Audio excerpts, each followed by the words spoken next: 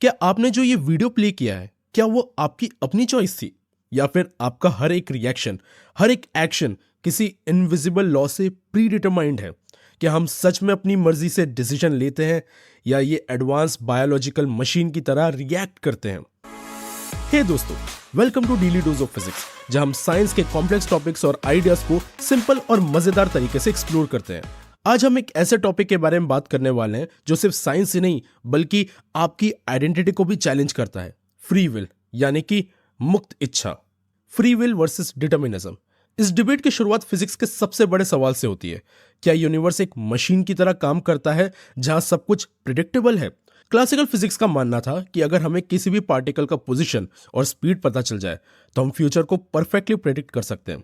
ये एक deterministic world view था।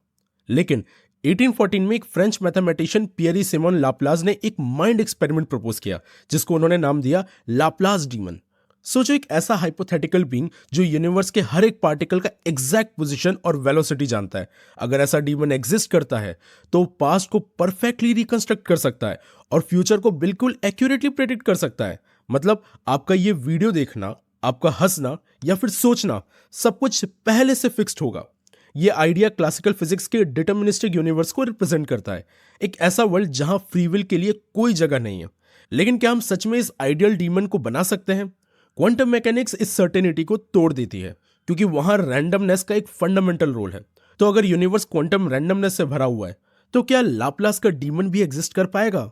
और अगर नहीं तो क्या हमारे पास फ्री विल का एक विंडो बचता है अभी भी? एस्ट्रोफिजिसिस्ट चार्ल्स का मानना है कि मैक्रो लेवल पर कॉजेलिटी, यानी कि कारण और परिणाम, हमेशा काम करता है। उनका कहना है कि अगर आपको इनिशियल कंडीशंस पता हो तो आप एक्यूरेटली बता सकते हैं कि आगे क्या होगा। इसका मतलब यह है कि अगर हमारे ब्रेन के न्यूरॉन की एक्टिविटी प्रिडिक्ट हो सके तो थियोरेटिकली हमारे डिसीजंस भी प्रीडिटरमाइंड है। लेकिन एक ट्विस्ट है, क्वांटम मैकेनिक्स की रैंडमनेस। चार्ल्स ये मान लेते हैं कि यूनिवर्स में एक स्टोकेस्टिक अनसर्टेनिटी है, पर क्या ये रैंडमनेस फ्री विल को एक्सप्लेन करती है? क्योंकि अगर हम रैंडम तरीके से रिएक्ट करते हैं तो क्या वो सच में आजादी है? नील डिग्रेसे टाइसन का एक इंटरेस्टिंग आर्गुमेंट यह है कि हमारे रिएक्शन काफी हद तक एक प्री प्रोग्राम्ड होते हैं। वो एक कॉमेडियन का एग्जांपल देते हैं। मान लो एक कॉमेडियन का जोक फ्लॉप हो जाए तो उसका तुरंत रिकवर करने का एक स्पॉन्टेनियस चॉइस लगती है। लेकिन नील कहते हैं कि ये रिस्पॉन्स उसकी ट्रेनिंग का नतीजा है। उसने अपने न्यूरॉन सिनेप्सिस पहले से प्री लोड किए होते हैं जो उस मूवमेंट में फायर हो जाते हैं, उनका कहना है। ये एनालॉजी एक फुटबॉल प्लेयर पर भी अप्लाई होती है। जब एक फुटबॉल प्लेयर क्वार्टरबैक के मूव को इंस्टेंटली रिएक्ट करता है तो क्या ये एक उसकी कॉन्शियस चॉइस है या फिर एक वेल ट्रेन्ड ऑटोमेटिक रिस्पॉन्स? ये एक बहुत ही इंटरेस्टिंग पॉइंट है जो नील ने रखा था। और एक और सवाल दिमाग में आता है कि क्या रैंडमनेस का मतलब फ्री विल है? क्वांटम रैंडमनेस एक फैसिनेटिंग कॉन्सेप्ट है। एक इलेक्ट्रॉन एक ही वक्त में मल्टीपल जगह हो सकता है, यानी सुपरपोजिशन। पर नील आर्ग्यू करते हैं कि यह रैंडमनेस भी हमारे फ्री विल को प्रूव नहीं कर रहा है। रैंडम होने का मतलब यह नहीं है कि हम कॉन्शियस कंट्रोल में हैं। अगर आपका डिसीजन एक कॉइन के टॉस से आएगा तो क्या वो सही में आपकी चॉइस होगी? मुझे कमेंट्स में बताइएगा कि इसके बारे में आपका क्या कहना है। अब फ्री विल है या नहीं है, इस डिबेट का सिर्फ साइंटिफिक ही नहीं बल्कि सोसाइटल इंपैक्ट भी है। चार्ल्स कहते हैं कि मुझे ये पसंद होगा कि फ्री विल इस यूनिवर्स में एग्जिस्ट करे। चार्ल्स एक पावरफुल आर्गुमेंट देते हैं, रेस्टोरेटिव जस्टिस। जब सोसाइटी क्रिमिनल को सुधरने का मौका देती है पनिशमेंट की जगह, तो क्या ये हमारी कलेक्टिव फ्री विल का एक एग्जाम्पल नहीं है? उनका मानना है कि ये कॉन्शियस चॉइस दिखाता है कि हम अपने बायस से ऊपर उठकर कंपैशनेट हो सकते हैं। लेकिन नील का अलग आर्गुमेंट है। उनका मानना है कि हम जैसे जैसे न्यूरो साइंस और हमारे बिहेवियर को बेटर समझते हैं वैसे वैसे फ्री विल का आइडिया कमजोर पड़ता है। उनका कहना है कि ज्यादा से ज्यादा ह्यूमन बिहेवियर बायोलॉजिकल और न्यूरोलॉजिकल फैक्टर से कंट्रोल होता है।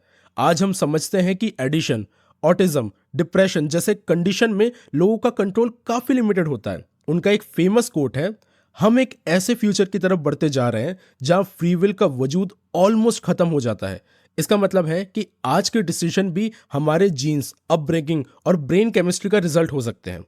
इस डिस्कशन का एक इंटरेस्टिंग एंगल है पेरीमीटर ऑफ इग्नोरेंस, यानी वो बाउंड्री जहां तक हमारा ज्ञान पहुंचता है।